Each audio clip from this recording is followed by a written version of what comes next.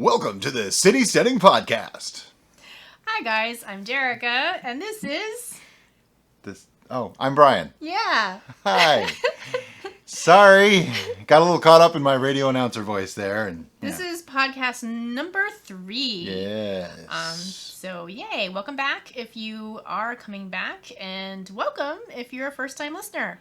If you are part of our Patreon or Subscribe Star VIP group, you have the opportunity not only to listen to this podcast, but see this podcast. So you can see what I'm holding in my hand right now. This proves that I'm not just the president of the company, I'm also a client. To those of you who can't see what I'm doing, I am opening a bottle of mead and pouring it and spilling it into a lovely wooden cup that I got at the Ren Fair that everybody seems to want and nobody else has. It's mine. It's the only one I found there. And no, I'm not giving it away. All right. So as we do with all of our podcasts... Oh my God, this is good. This podcast is sponsored internally, once again, by Viking Blood. And that is... Blood. Kind of... Blood. It's blood. Blood. Yeah, somebody told me it's actually one of those sounds that doesn't appear in the English language. And his cousin took him 15 minutes to teach him how to do it. But somebody also told me that it's the same as the sound in adieu.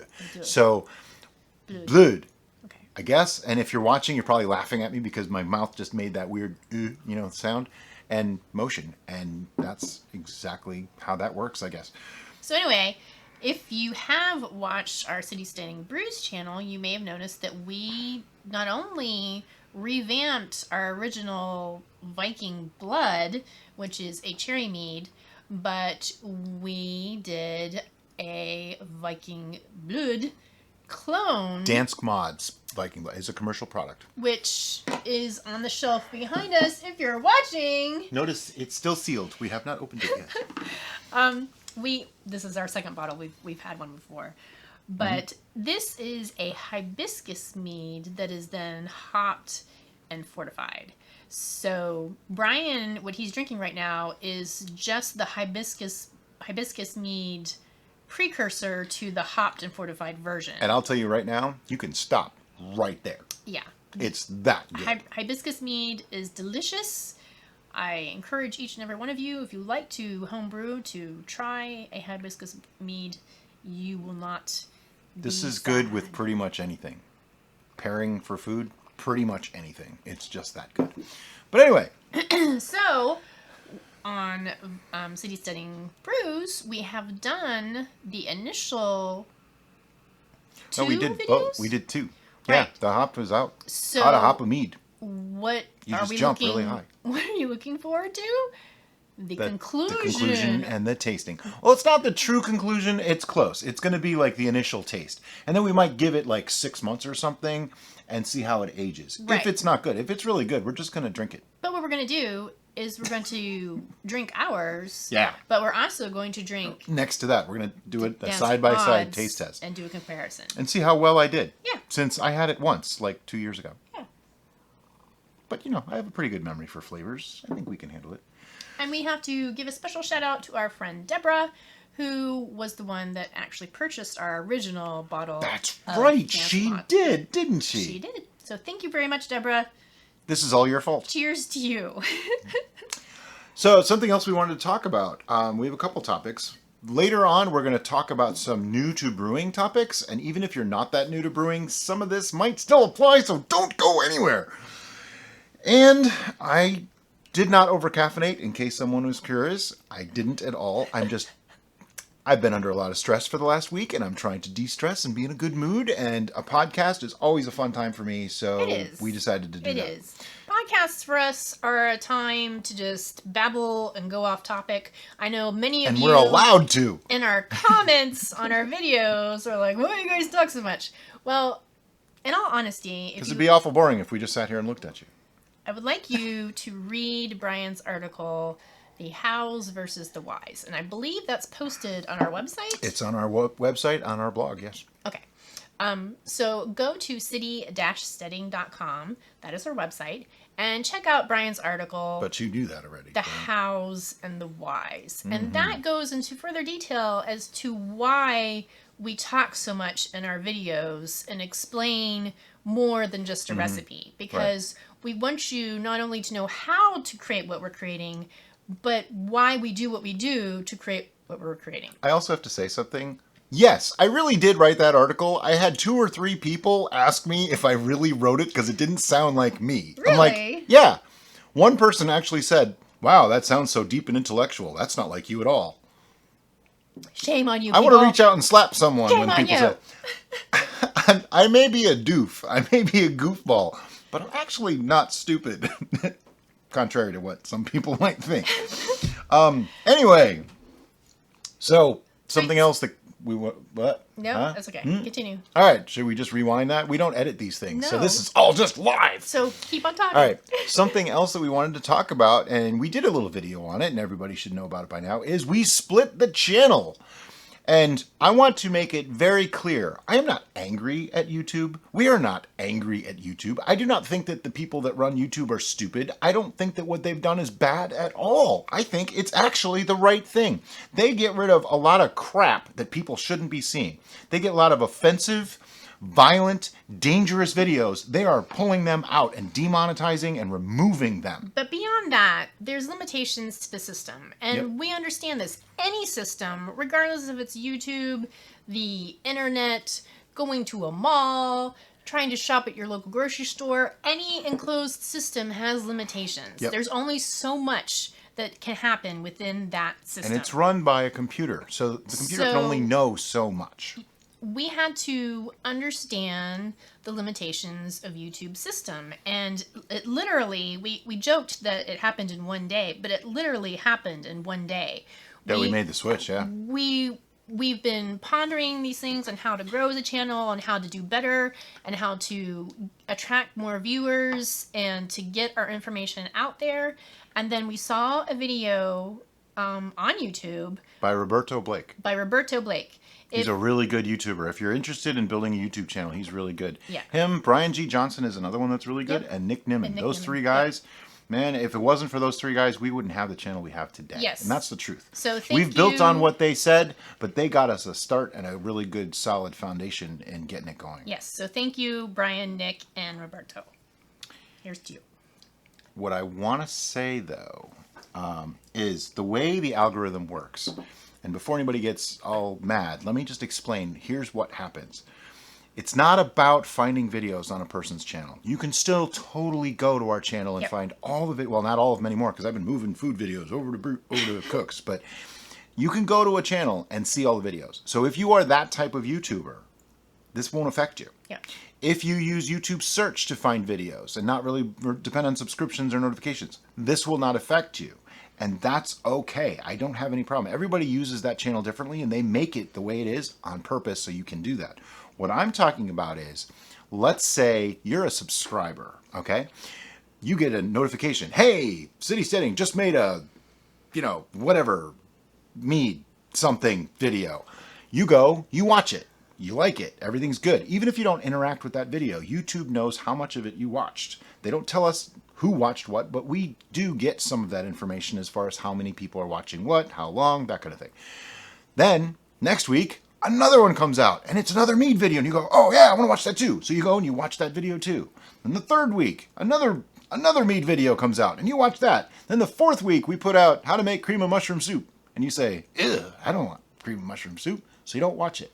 This is an extreme example, but this is exactly what happens. Now, next week, we come out with another video. YouTube might say, well, they watched 3 of 4, but they didn't watch that last one, so maybe they're not that interested anymore, and they don't send you a notification. That's part 1. So you don't get the notification, which means maybe you don't watch the video. So now it's 2 videos you didn't watch of ours. Not just 1, it's 2, because you didn't see the other one. Then, the next time a video comes out that's just like the other 3 that you watched, you don't get a notification anymore because you stopped watching.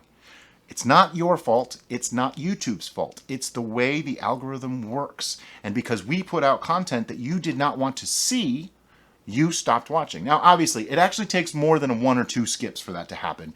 It's a very condensed version, but that's the gist. And that's part 1. Then there's the other side to it. And this is what's more hurtful to our channel than anything else. And that is, you're watching one of our videos. If you look along the side, if you're on the computer or whatever, you'll see suggested videos that go along with that video. If you don't watch all of our videos, you won't see our videos come up in suggested. So you might click on someone else's, which is great for YouTube and great for them, but not so good for us. So are we being a little bit greedy with this? Yes, we want you to watch our stuff. But we also want you to watch videos on YouTube, because the way it works is anytime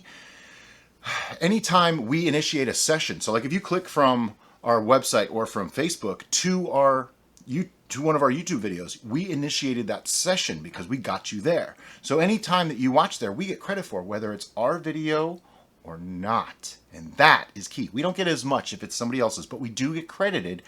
It's kind of like juice on Google. It gives us a little bit of an SEO boost, which is search engine optimization. It gives us just a little bit of a boost next time a suggested video comes up. And this is how Viking Blood, the original video, got its root. Modern Rogue, I'm hoping you know who Modern Rogue is. They did an episode on how to make mead. I'm not going to make any judgment calls as to the quality or lack thereof of the mead that they made, or the quality or lack thereof of the actual instructional portion of that video, but Derek is giving me a look right now. I said I'm not going to make any comments on it. Anyway, because they're such a huge channel, because they are an awesome, fun, delightful channel. I actually like them.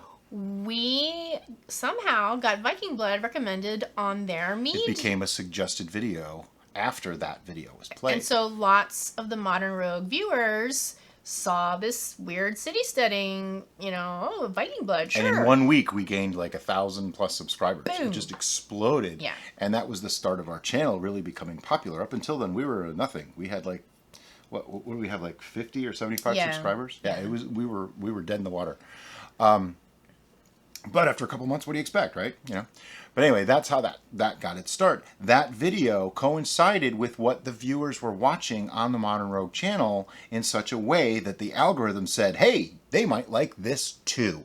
And they were right. And a lot of people clicked it and a lot of people watched it. But what happened is they watched that. And then they watched another one of our videos and then another of our videos. And it snowballed. And that's how the algorithm works. Well, originally, City Steading was really meant to be gardening and cooking. The alcohol kind of came as it was a side note. I kind of do that too, so sure, why not, And I've always just done it in a very simple manner, as everybody knows. And it wasn't meant to be what the channel's about. And it always kind of bothered us, maybe me more than Derek, I don't know, we've not talked about it that much, that we're being known as a brew channel. And I'm like, but we're not a brew channel. I don't want to be a brew channel. So, but the problem with the algorithm is that in actuality, we were a variety channel. Yep. And the YouTube algorithm really doesn't know how they don't know what to do with those. Categorize that, because you're in a multitude of different niches. So when it looks at your content. When we finally understood that more clearly, thanks to Roberto, we said, oh my goodness, we need to split the channel. Well, there's more to it than that. There's even this side of it too. Because we're a variety channel, YouTube wants to put everybody in a nice, neat little category. So they decided we're a brew channel. They don't tell me this kind of thing. This is my guess. They decided you are about brews. So anytime we put something that wasn't about brews, it got lowered, not suggested. It got lowered. And if you look, most of our brew stuff has a lot of views, and the cooking stuff has almost none. We have actually moved older videos over to the Cooks channel and had people who are long-time subscribers watch them and say, wow, this is great. And I say, yeah, that video went up 6 months ago. They had no idea because they never saw it, because it was never suggested. It was buried. And that is what was killing half of our channel. But in doing that, it was actually dragging the brews down too. Since we split, everything is starting to pick up. It was astounding and terrifying when we split the channel, because we knew that this had to be a good thing, and this had, at least long term, had to have positive repercussions, I guess is the right word. Sure. But we were scared to death of that initial hit, what was going to happen. And that's why I spent 9 hours fielding comments the entire day. Yeah. People were scared. over 1,000 subscribers on the new Cooks channel. 1,300, as a matter of fact. In less than a day. Okay, I wanted to get 100 subscribers the first day that channel opened. Just 100, I was going to be happy. We got 100 in the first 10 minutes that channel was live. That's incredible. I know most of them are our brews people who came over, but quite a few are actually people who are really only interested in the cook side. I'm actually quite proud of most of our viewers, though. We brought in a lot of people who they were only here for the mead, and then they started cooking. I'm proud of that. And those people, I felt like, okay, we might be doing them a little bit of a disservice by splitting the channel, but we're really not, because now they can see both of those videos. Yeah. Because it's not just what you do, it's what everyone does as a whole that affects how the algorithm affects our channel. So even though you might have watched everything, the next guy didn't, and that hurt you getting to see suggestions for the next video. But what was surprising that we weren't anticipating is not only did the new Cooks channel explode, but that same day the Brew channel grew quite tremendously.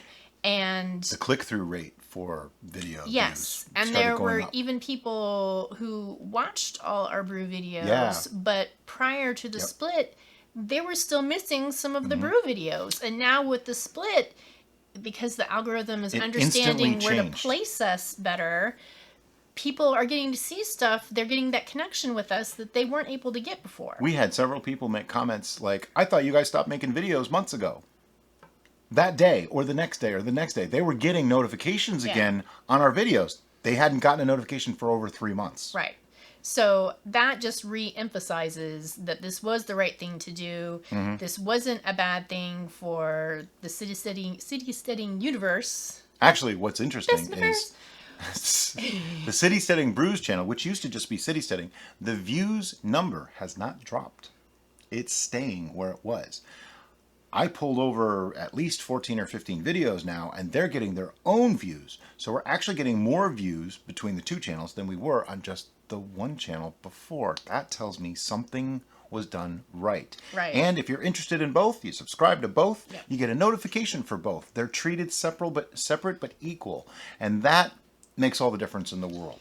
One of our concerns when we split is that we thought, oh, people are going to be irritated because now they have to subscribe to two channels. Well, most people watch more than one channel. If you watch YouTube and you subscribe to any channel, more than likely you're going to subscribe to multiple channels. I subscribe to like 40 channels. So that concern, I don't think...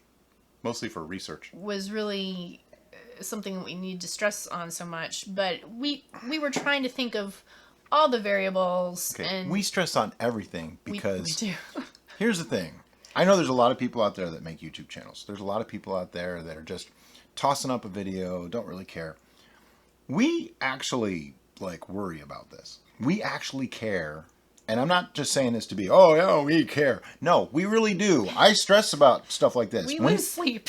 When we have problems in the group, I really do get concerned. When we have a problem person in the group, it's a big deal. The mods and us, we talk about this. And it's not, if somebody gets kicked out of the group, which is rare, we've booted less than 10 people out of 3,200. Yeah. When that happens, it's an emotional roller coaster. It is. We don't want to kick somebody out. We don't want to remove anybody. But at a certain point, when it becomes less positive than negative, we have to, for the benefit of the group. And I hate to do it. It bothers me, and the mods will back that up. They know that I hate having to do it. So it just sucks. We get emotional about it. We get stressed out. We worry about it. We lose sleep over it, literally.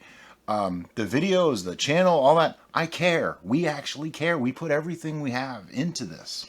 And I don't just mean financially. You may think it's odd to be so emotionally attached to this, but it's the people. It's really because of the response we get from you, our viewers. How does he say that? For the people. I can't do it. He makes a B in there somehow. For the people. I don't know. A bunch of you Mike out there knows. know. Yeah. Mike knows. Some of you know what I'm talking about. Mm-hmm. Anyway, we get these awesome comments from our viewers, and it's humbling, and it's yeah. It really makes us very proud that we were able to share this stuff and make a difference in somebody's life. The first day that we split the channel, it was the next morning, somebody posted in the Facebook group a picture of the bread they had made using the video that I made. They'd never made bread before. They'd never done anything like this before. And it came out like perfect first time. And they made it for their family. So their entire family got to enjoy this awesome. thing that we helped them create. And that, for us, is so rewarding. We got an email from a family. Yep. Mom and dad and 2 girls, I think, right? And it started with, I don't want to ask you a question. I want to stroke your ego. And I'm like, what? Huh? And they went on to tell us that it started out with just like the 2 of them or somebody watching our videos and learning a little bit about brewing. And then it turned into a little bit of cooking. And then their kids started watching and they think Derica's a rock star. I have to agree. But they started quoting little things that we do and started copying little things that we do. And the parents encouraged that. That makes me feel really good about what we're doing. That somebody's family gathers around to watch what we do and learn from it as a family. Those 2 kids, when they grow up, they're going to think independently. They're going to do things for themselves, and they're not just going to do something because somebody told them to. And they're going to have a unique skill set. And I could just picture they go over to a friend's house. So, did you make that pasta? That wine that you're drinking, how long did you let that sit in primary before you racked it? You know, I just think that'll be hysterical to see that kind of thing. That'd be awesome. Anyway, I would like to take a moment here and give a little advertisement. I'm sorry, but we have to. We are a channel that is run by 2 people, okay? That's all we got. And in order to keep the channel going, we need your support, okay? And we've just recently opened up a Subscribe Star in the last week. We do have a couple of subscribers on there already. And we also have Patreon. Those 2 things are the way to support us. So if you go to patreon.com/city-steading, and if you go to subscribestar.com/city-steading, that's how you can help support us. If you run onto those links, just go to our website, go to any of our videos on YouTube, and they are there. I'm pretty sure the Patreon one has the hyphen, but it might not. It might just be City Steading.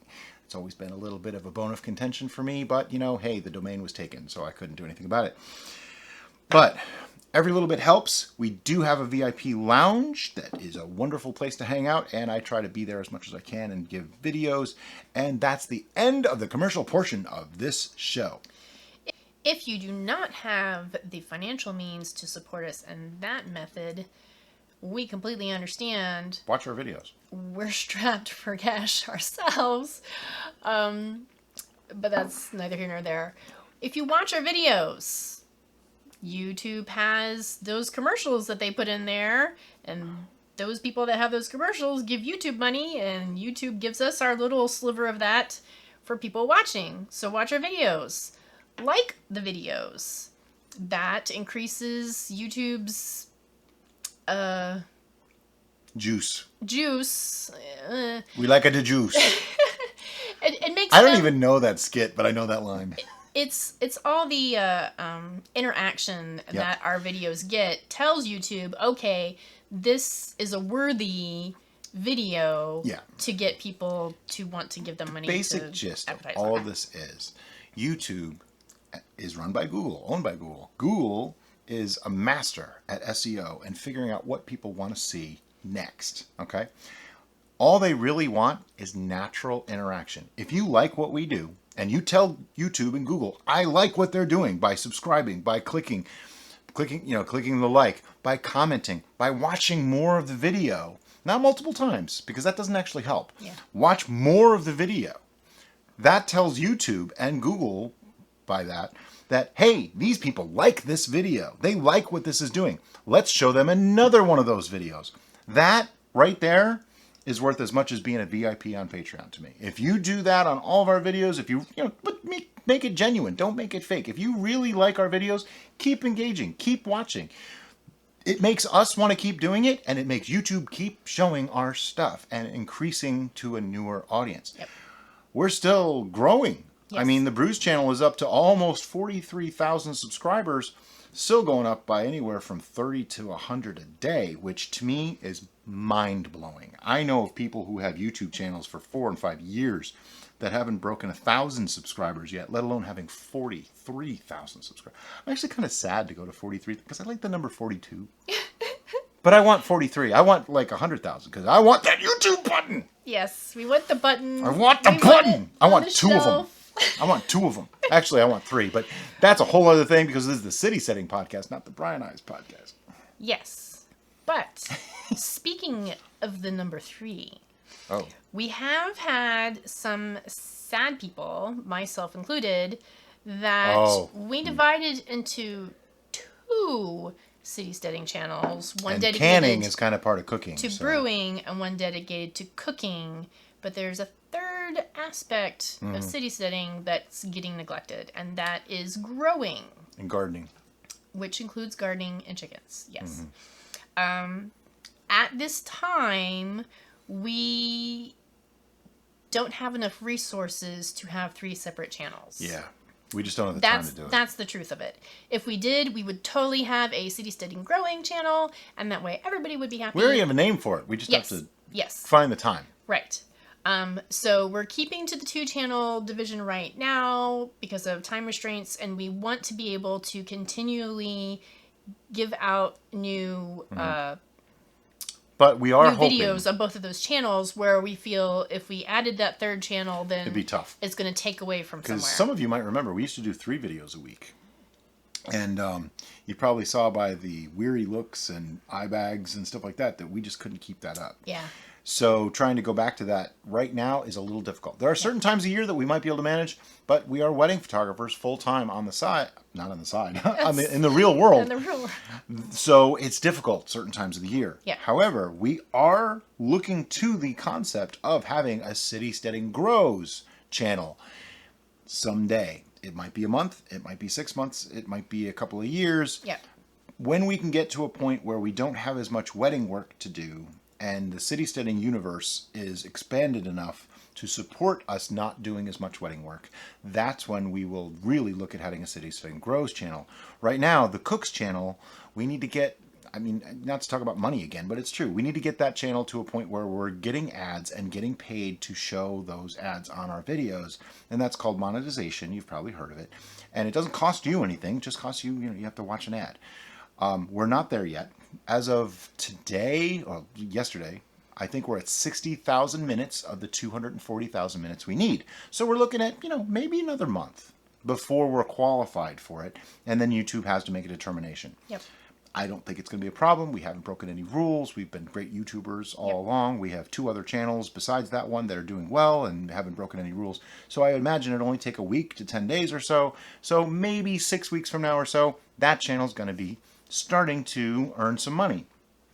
Once we build that up to where it's really working on its own, we see where we're at, and that's when we'll make a determination. I'm betting you it's going to be at least 6 months to a year, though. Yeah. I just can't see it any sooner than that, because we want to devote everything we can to both channels now.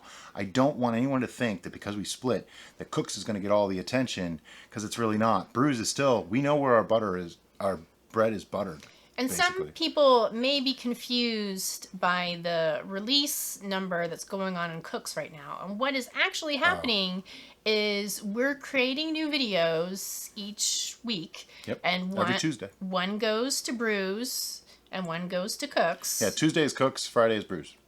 And then besides that, Brian is migrating I try for one a day. Cook videos over to the Cooks channel from the Brews channel. You'll see new thumbnails and maybe new words. It may look like we're releasing a lot of videos on Cooks, and that's really not the case. It's just those old videos are getting posted on Cooks from Brews. Which an interesting side effect to that. The reason we're moving them is because I don't feel that leaving them on the Brews channel makes any sense. No one will ever see them. And they still drag down the Brews channel. Now, when we remove them, it hurts us. It does. Just so you're aware. It takes away all the view time, all the views, everything. So I've had some heart attack moments in the last week where I looked at the analytics and went, oh no, did we make a big mistake? The channel is like dropping off, 30% down. It's because I removed 10 videos one day. So all that watch time just went, it's okay. We'll build it back up. I feel that we're actually doing a better thing by removing them from here and moving them to here.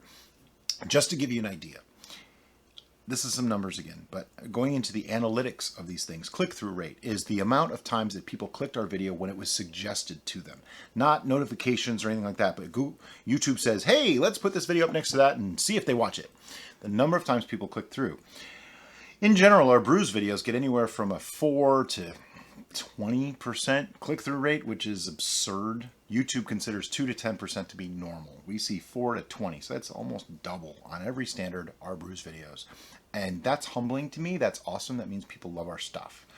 But what also has happened is all of our cooks videos, when they were on the brews channel, the highest any of them had was 2%. And that was a rarity. Most were 0.6, 0.8%. Yeah, it was painful. That proves to me that people wanted to watch the brews videos and not the cooks videos, and they weren't being suggested enough. They weren't being suggested to the right people. Cats and dogs living together, mass chaos. Okay? Mass hysteria. Hysteria. That's the word. Hysteria. Yeah. Oh, like that. You could say, yes, that man has no dick. That's the other line from that movie. What? It's a podcast. I can say whatever I want. Okay? So I said it and it's out there. No. Just let it hang. Okay, when I was 12, that was like the funniest line I've ever heard in a movie. All right? Maybe I wasn't 12. All right. But anyway. Let's So once we move them over to the Cooks channel, and that channel is more focused on people who want to watch cooking videos, right now, as of this morning, the lowest click-through rate on that channel was 3.6%. Now keep in mind, the highest any of those videos had was 2% on the other channel. Now it's almost double that for the lowest one. We have some that are 15 and 18% click-through rate. That right there tells me we made the right choice. Now, for many of you, you're probably like, what the heck is Brian babbling about now? And this is where I remember before when I said I'm not stupid? Mm-hmm. Trust us. Mm-hmm. These numbers and these statistics, we pile over them, we analyze them, we recalculate and calculate. And every morning when I'm having coffee, I spend about an hour going over our statistics to see what's working, what's not, what we should do next, what we shouldn't do.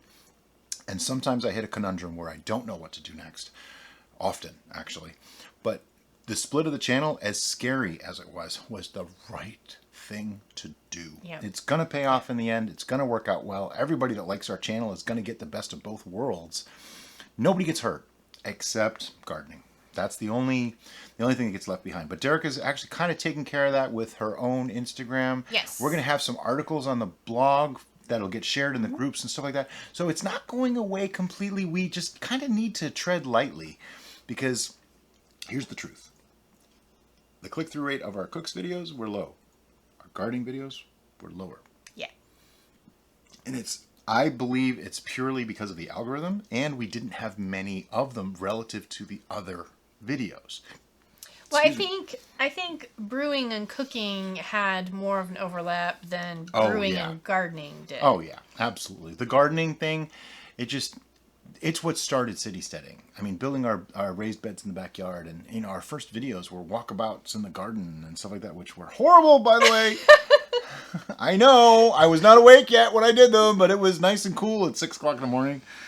But those videos just got nowhere. Nobody watched them. Nobody was interested in them.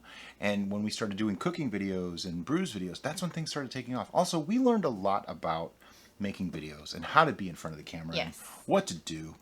And basically, you know what we did? Here's how I do it. I stopped thinking.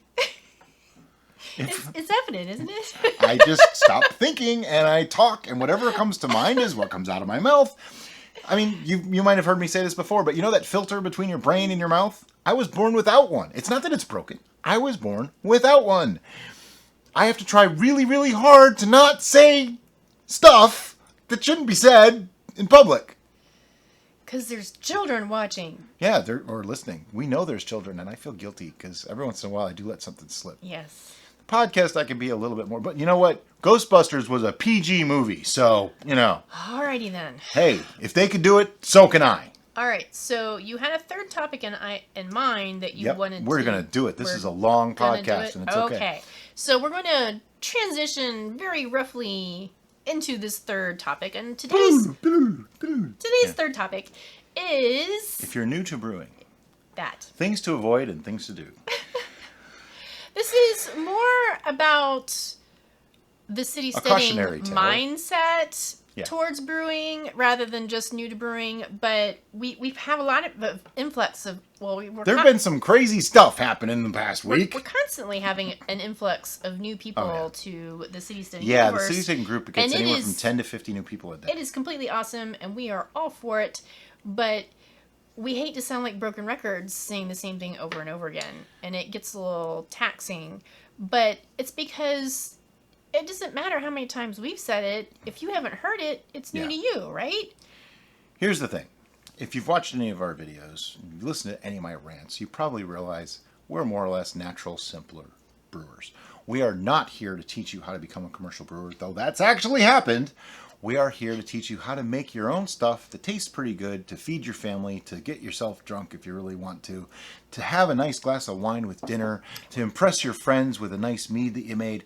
That's what we're here to do. If you expect to go on and win competitions and things like that, that's a whole different category. Lots more things are necessary, things that I don't even want to get into. I have 5 million things I got to do in a day, and that ain't one of them, okay?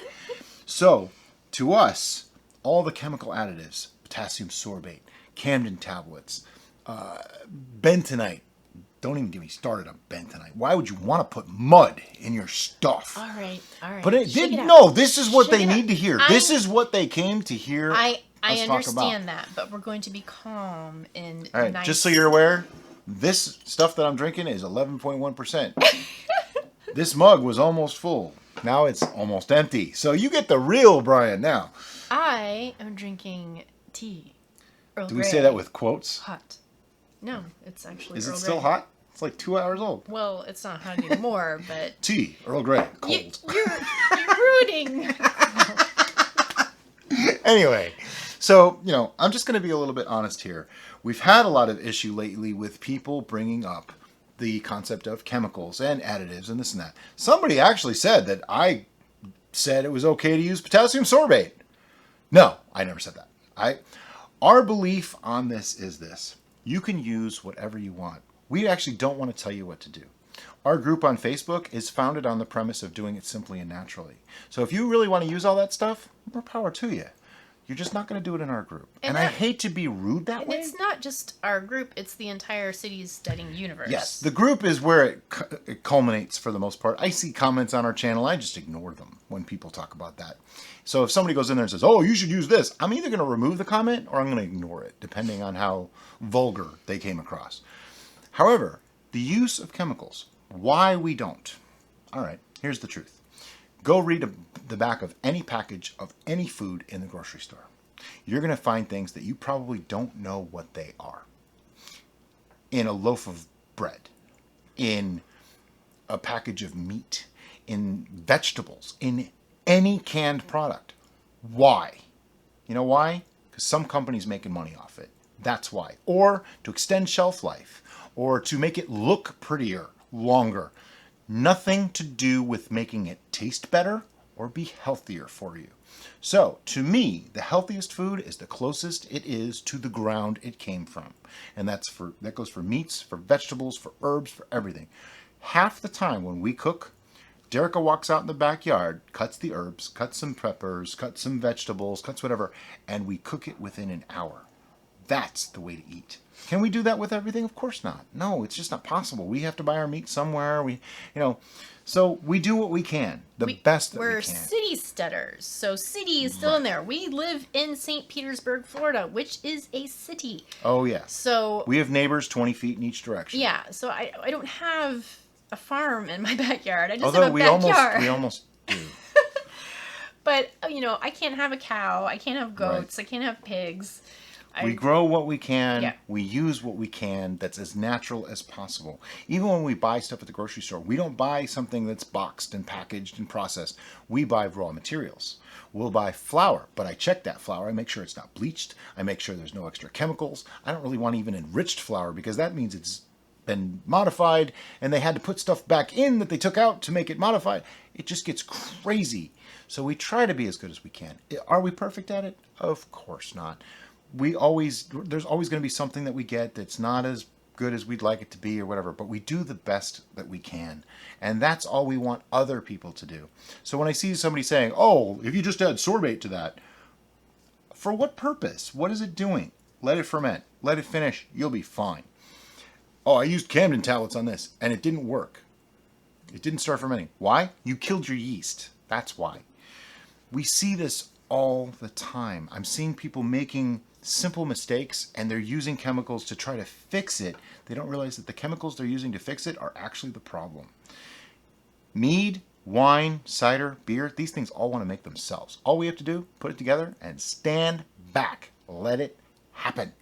All you got to do. Now, there's a caveat to that, because some people like to call us out and say, oh, well, you're all about this, but when you process meat, you use chemicals. Yeah. Well, my ham. There's a big difference between potentially making vinegar in a brew and getting botulism in meat. Because botulism is almost undetectable.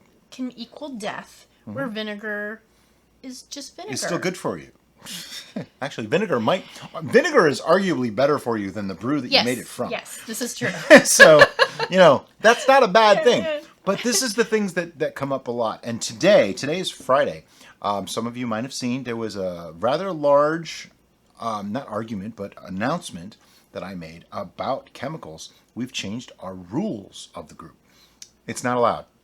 Period. I used to say, if you talk about it, you're not going to get banned for it and you just be unpopular. No, now if you talk about it, you're going to get a warning shot. And if you keep doing it, I really hate to say it, but we have to remove you because we have 3,200 people in that group. And the reason why we did this isn't to be elitists or narrow-minded. It's because there are actually quite a few different types of brewing groups already established on hundreds. Facebook. There's... in Mead, just I've alone, been kicked out of 4 or 5. There's a bunch. And most of those are using the modern methods. They're using all those chemicals. Yep. And we are one of the few places that don't. And so we get picked on for it. We're keeping this little place, this little neck of the woods, if you will, the natural and simple way. So we're not saying don't use chemicals. We're just saying if you choose to use chemicals, then those other places that use them might be better suited for you. Yeah. And so that way we can keep this place for when you want to do something simple and natural. Mm-hmm. When you want to do something simple and natural, come here and talk to us because that's what we're focusing on. Yeah, we're seeing a lot of people that are questioning it, and that's cool. I want you to. Find out for yourself. We did. And what did we find out for ourselves? We found out that we just didn't want it. It's personal preference. And I said this to someone earlier today. You cannot prove or disprove personal preference. No scientific test is going to make it worthy or unworthy. And the person that asked that question, I'm not going to mention names. I don't like calling people out like that. If they understand what I'm saying, I hope they do. I don't mean them ill will at all. But we are not going to have analysis and, this overt big deal made of the good versus the bad of these things. The simple gist is thousands of people for thousands of years have made stuff without this stuff. And they've loved it. Our people, the people who really get city steading, don't use this stuff. And they know why. Because they choose not to. If you are one of those people, you're our people. We're with you. I'm a why. I'm a why, not a how. Yes, I don't want to be told, don't do this. I want to be told why. And the real reason why we don't use the chemicals is because they're just not necessary. That's the real reason. That's the why. You want to go find out for yourself? Go for it. Come back to us when you're done. I'll be happy to have you back. We actually encourage people to experiment and test and analyze things and find out what's right for them. Our community in City Steading they've already done it. It's an international community. So we don't have people just in the United States. We have people all over the world. And because of that, they have different resources available to them. Oh, yeah. Some of them have honey that we dream we can get our hands on. And others can't even get yeast. And some can't even get yeast. So you have to adapt to your environment and use what is available, what resources you have in your location. And we want to stay accessible to everybody Right. that wants to do it our way. And that's another reason why we try to keep it as simple as possible, so that way we can have that broad reach to as many people as possible. The other reason I like to keep it as simple as possible is this. 100 years ago, people did all this stuff in their home. They made their own beer. They made their own wine. They did all this stuff. And was it as good as commercial? I'm going to bet it was better. In a lot of ways, better. Less crap in it, much more healthful, and probably tasted as good or better than anything. Consistency might have been the issue, but a really good home cook can make the same thing Yes. a million times and it'll taste the same. Yes. So there's that. But that's why we like to keep it simple. We want it so that when you come home from work, because we know most people work out of the home. We work at home. So for us, this is easy to do. This is part of our job, right? But if you work out of the home, you work 9 to 5, let's say. You get home by 6 o'clock. You're exhausted. We want you to already know, I have stuff in the freezer. I have stuff waiting, stuff ready. I can make a good, healthful, made at home, as natural as possible meal for my family, so we don't have to go through a drive-through or order takeout, and you can have good, quality, healthful food for your family. That's what knowing where your food comes from. And that's another reason why on the City Steading Cooks channel, we try to put in there different ways of storing the end product. Right. So like if we're making pasta, we talk about drying the pasta or freezing the pasta for storage. So that way you can make a bunch and then freeze it. And freeze it or dry it. And that way you have it for that instant I want to say something meal. else. When I say to do it as naturally and healthfully as possible, what I mean is this. Let's just take spaghetti and meatballs, for example. If the best way that you can do this, the easiest, most efficient way for you is to buy a box of pasta, a jar of the best quality ingredient sauce you can get, and to buy, say, frozen meatballs that don't seem to have too many questionable ingredients. If that is really the best you can do, go for it. Good for you, because I'm all that's for it. 10,000 You are putting times some thought better into than what you're putting on the going plate. through the drive-through at McDonald's. You are thinking about it. If you just grab any old sauce that has tons of sugar, and you grab the wrong kind of pasta, and you grab some crappy meatballs, now I question it. But buy the best you can get of those things, I'm okay with that. If that's the best you can do. But then, at some point, say, you know what, I'm going to make my own meatballs. Buy good quality meat, use good quality breadcrumbs. Even if you bought the breadcrumbs, I don't care. Make those meatballs, freeze them. You have them. Then, that's just one step. Then the next step, make your own tomato sauce. Next week, we have a marinara sauce coming out. Really super simple. You can freeze this stuff, keep it for months. Then that's the next step. Then the next step is the pasta. Don't be afraid. Pasta's so easy to do. We don't buy it anymore at all. We literally say, hey, we're going to have pasta tonight. We make it, then cook it. It's that fresh. If you watch, we've mentioned my Instagram channels, but if you watch our channel, is that what they're called? Instagram channel? Your Instagram profile page, Oh. your grid, Okay. if you will. Well, I don't know. I'm not an Instagram savvy kind of guy. Yours is what? What? Mine? Mine's For photography. For City Steading. City Steading. Oh, okay. So just Yeah, City Steading City on Steading, Instagram? one word. Yeah. Okay. Anyway, so the City Steading Instagram, we show pictures lots of times. Not enough, by the way. We've become those people, air quotes. Yeah, we have started where we photographing and photograph our videotaping food. every freaking thing we make. But if you look at lots of the Asian influenced meals that Brian has made, almost all of those were made start to finish in An hour. 30 minutes to an hour. Yeah.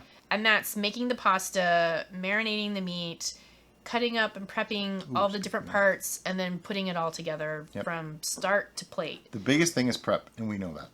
Yep. You can prep most things ahead of time. You can freeze a lot of stuff.